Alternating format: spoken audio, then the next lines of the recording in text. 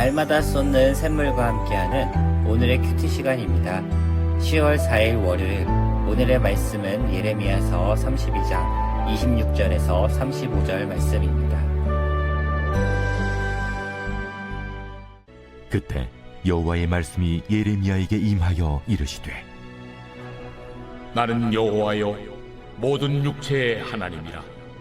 내게 할 수 없는 일이 있겠느냐. 그러므로 여호와께서 이와 같이 말씀하시니라. 보라, 내가 이 성을 갈대아인의 손과 바벨론의 느부갓네살 왕의 손에 넘길 것인즉 그가 차지할 것이라. 이 성을 치는 갈대아인이 와서 이 성읍에 불을 놓아 성과 집 곧 그 지붕에서 바알에게 분향하며 다른 신들에게 전제를 드려 나를 경노하게 한 집들을 사르리니, 이는 이스라엘 자손과 유다 자손이 예로부터 내 눈앞에 악을 행하였을 뿐이다. 이스라엘 자손은 그의 손으로 만든 것을 가지고 나를 경노하게 한 것뿐이니라. 여호와의 말씀이니라. 이 성이 건설된 날부터 오늘까지 나의 노여움과 분을 일으키므로 내가 내 앞에서 그것을 옮기려 하노니, 이는 이스라엘 자손과 유다 자손이 모든 악을 행하여 내 노여움을 일으켰습니다. 그들과 그들의 왕들과 그의 고관들과 그의 제사장들과 그의 선지자들과 유다 사람들과 예루살렘 주민들이 다 그러하였느니라. 그들이 등을 내게로 돌리고 얼굴을 내게로 향하지 아니하며 내가 그들을 가르치되 끊임없이 가르쳤는데도 그들이 교훈을 듣지 아니하며 받지 아니하고 내 이름으로 일컫는 집에 자기들의 가증한 물건들을 세워서 그 집을 더럽게 하며 힘놈의 아들의 골짜기에 바알의 산당을 건축하였으며 자기들의 아들들과 딸들을 몰래 앞으로 지나가게 하였느니라. 그들이 이런 가증한 일을 행하여 유다로 범죄하게 한 것은 내가 명령한 것도 아니요 내 마음에 둔 것도 아니니라. 할렐루야. 이른 아침 시간에 하나님의 말씀을 사모하며 나아가는 안천교회 성도님들에게 하나님의 은혜와 기쁨이 가득한 시간이 되길 바랍니다. 오늘 우리가 듣는 하나님의 말씀을 통하여서 하나님의 뜻을 깨닫고 순종함으로 나아가는 하루가 되시길 기도합니다. 오늘 우리가 살펴볼 본문은 예레미야서 32장의 본문입니다. 앞서 로마서를 통해 예수 그리스도를 믿는 믿음으로 말미암아 우리가 의롭다 칭함을 받고 또 구원받은 사람들이 어떻게 살아가야 하는지에 대해서 구체적인 삶에 대한 이야기를 다루었습니다. 이제는 예레미야서를 통해서 또 다른 하나님의 은혜와 섭리를 알아가는 시간이 되길 바랍니다. 예레미야 32장의 말씀을 살펴보기에 앞서서 본문의 배경과 역사, 흐름에 대해서 전체적으로 알아야 합니다. 본문은 유다의 마지막 왕인 시드기야 왕과 또 예레미야의 이야기를 다루고 있습니다. 본문 속의 배경은 갈대아 군대에 의해 유대와 예루살렘의 멸망이 임박한 때입니다. 유다와 예루살렘은 점차적으로 심판의 때가 다가옴에도 불구하고 왕과 백성들은 심판의 메시지 앞에 회개하지 않습니다. 이 심판은 시드기야 11년에 결국 이루어졌고 예루살렘은 함락되고 시드기야 왕은 포로로 잡히게 됩니다. 오늘 본문에 나오는 사건은 그 심판의 1년 전인 시드기야 10년에 이루어진 사건들입니다. 예레미야는 도성과 궁성 또 모두가 바벨론 왕의 수중에 떨어지게 될 것이라고 예언하고 있습니다. 예루살렘의 성의 주인이신 하나님이 아무런 보호를 하지 않을 것이라고 이야기합니다. 예레미야는 이번에 처음 이러한 메시지를 전한 것이 아닙니다. 예레미야는 총 7번이나 왕에게 직간접적으로 경고를 했습니다. 그리고 시드기야가 바벨론으로 끌려가게 되고 비참한 포로 생활을 하게 될 것이라고 수도 없이 이야기를 했습니다. 하지만 그럼에도 불구하고 시드기야는 그의 말을 묵살해버리고 맙니다. 오히려 예레미야가 더 이상 이와 같은 예언을 하지 못하도록 그를 궁중에 있는 시위대 뜰에 가둬놓게 됩니다. 32장 3절을 보면 시드기야는 어찌하여 이같이 예언하였느냐라고 예레미야에게 반문합니다. 마치 아무것도 모르는 사람처럼, 그 이유가 무엇인지 모르는 사람처럼 왜? 라고 질문을 던지고 있습니다. 성경에서는 그 이유가 무엇인지 정확하게 이야기하고 있습니다. 32장 32절 말씀을 보면 이스라엘 자손과 유다 자손이 모든 악을 행하여 내 노여움을 일으켰음이라 라고 말하고 있습니다. 유다 자손의 모든 악이란 바로 우상 숭배를 말하고 있습니다. 하나님이 가나안 땅을 이들에게 주시고 그 땅에서 하나님을 섬기며 살라고 준 그 땅에서 이스라엘 백성들은 온갖 우상 숭배를 저질렀습니다. 그리고 뻔뻔하게 회개하지 않았습니다. 이런 이들 앞에는 느부갓네살 군대가 코앞에 나타났고 이들을 포위하고 있었으며 이들에게 남은 것은 오직 심판뿐이었던 것입니다. 시드기야와 백성들은 이런 심판 앞에서도 그들이 무엇을 잘못했는지 깨닫지 못하고 있었던 것입니다. 이러한 파멸이 임박한 시기에 하나님은 예레미야에게 밭을 사도록 하셨습니다. 이 사건은 15절부터 자세히 이야기하고 있지만 사촌 하나멜이 등장하게 됩니다. 그리고 옥에 갇힌 예레미야를 만나게 됩니다. 사실 하나멜의 요구는 터무니없는 요구입니다. 전쟁으로 인해서 어떻게 될지 모르는 미래를 두고 토지를 무르기 위해 찾아왔다는 것은 상식적인 행동이 아닙니다.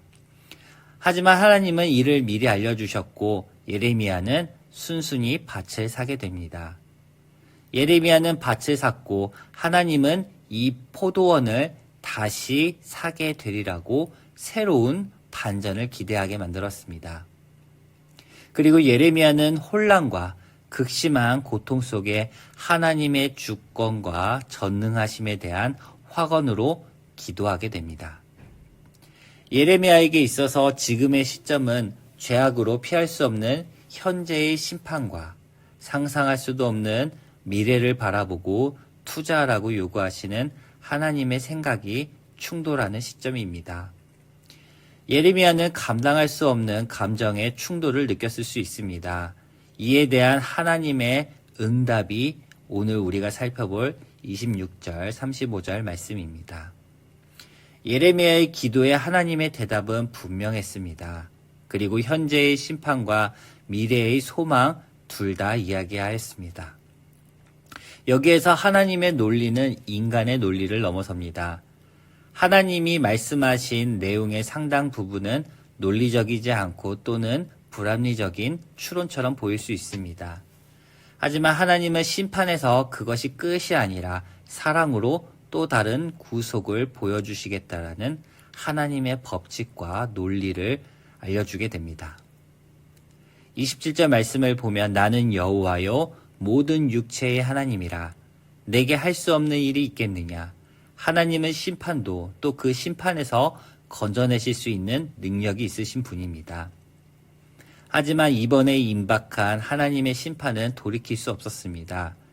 이스라엘 백성은 바알을 분향하고 다른 신들에게 제사를 지냄으로써 하나님의 진노를 샀습니다.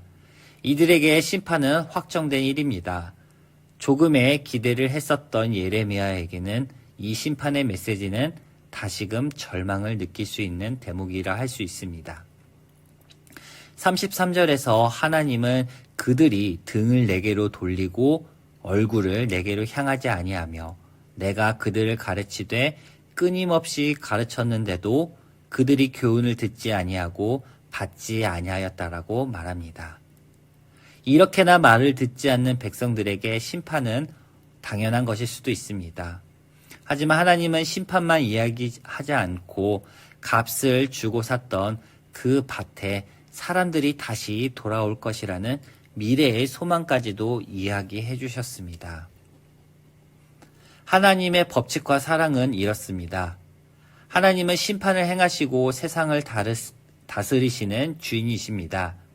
그리고 하나님이 베풀어 주신 은혜와 사랑을 잊고 온갖 죄악된 삶을 살아가는 우리들이지만 하나님은 심판에서 그것이 끝이 아니라 그 너머 우리를 회복하고 구속하실 계획과 섭리를 갖고 계신 분입니다. 이스라엘 백성들도 하나님의 성전이 있는 예루살렘이 멸망하리라는 생각을 하지 않았습니다. 자신들이 무엇을 잘못했는지 본질을 잊은 채 하나님이 함께해 주실 것이라 생각했습니다. 이들에게 심판을 통해서 하나님은 살아계시고 또 하나님이 죄를 가만히 두지 않으시는 분이심이라는 것을 보여주셨습니다.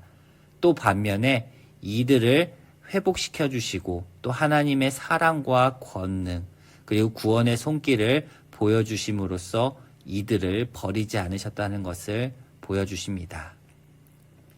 우리도 다 죄에 빠져 심판받을 수밖에 없는 육체를 갖고 있습니다. 하나님은 이런 가운데 예수 그리스도를 통하여 구원을 약속하셨고 이 땅 가운데 하나님께 영광 돌리고 살아갈 수 있도록 허락해 주셨습니다. 우리 가운데는 이러한 죄가 없길 바랍니다. 하나님의 진노가 임하지 않길 원합니다. 우리는 단순히 예루살렘의 멸망과 심판을 보는 것에 그치지 않고 하나님의 주권과 섭리를 보면서 우리의 삶에 임박한 고통도 괴로움도 거저왔다 거저가는 것이 아님을 깨닫기 원합니다. 모든 것은 하나님의 주권 아래 있으며 하나님은 그 안에 섭리하고 계십니다. 17절에서 예레미야의 고백처럼 주에게는 할 수 없는 일이 없으시나이다처럼 우리도 우리 삶 속에 하나님의 주권과 섭리를 인정하고 고백해야 합니다. 그러할 때 절망에서 환희로, 심판에서 구원으로 바꾸시는 하나님을 만나게 되리라고 믿습니다. 오늘 이 하루도 안천교회 온 성도님들이 하나님 앞에 죄짓지 않고 정직하고 올바른 삶을 삶으로써 하나님께 영광 돌리시길 바랍니다. 함께 기도하겠습니다. 사랑과 은혜와 충만하신 하나님 감사합니다. 이스라엘 백성들을 통하여 심판과 구원을 이야기해 주신 그 하나님을 우리가 살펴보게 됩니다. 우리에게 임박한 괴로움도 고통도 모든 것들이 다 하나님의 섭리와 주권 아래 있음을 고백합니다. 우리의 삶을 이끌어 주시고 책임져 주시고 우리를 구원에 이를 수 있도록 도와주시옵소서. 오늘 하루도 복되고 기쁘고 즐겁게 살아갈 수 있도록 함께하여 주시옵소서. 모든 것 감사하며 예수님의 이름으로 기도합니다. 아멘.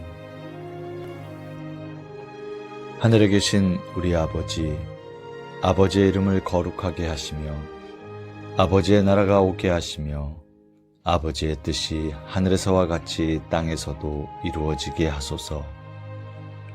오늘 우리에게 일용할 양식을 주시고 우리가 우리에게 잘못한 사람을 용서하여 준 것 같이 우리 죄를 용서하여 주시고 우리를 시험에 빠지지 않게 하시고 악에서 구하소서.